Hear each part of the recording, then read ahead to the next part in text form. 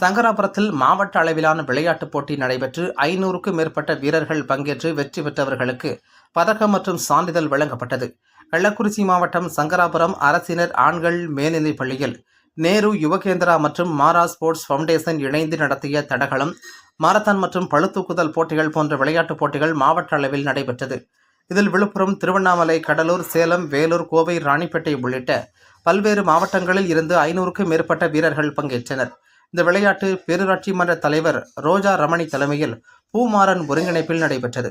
போட்டியில் வெற்றி பெற்ற வீரர்களுக்கு மாவட்ட நேரு யுவகேந்திரா இளைஞர் நல அலுவலர் ராமச்சந்திரன், மாவட்ட விளையாட்டு அலுவலர் செல்வகுமார், மாவட்ட விளையாட்டு இளைஞர் நல அலுவலர் சுரேஷ்குமார், செல்வ கணபதி மற்றும் பேரூராட்சி உறுப்பினர்கள் உள்ளிட்டவர்கள் வீரர்களுக்கு பதக்கம் மற்றும் சான்றிதழ் வழங்கி பாராட்டினர்.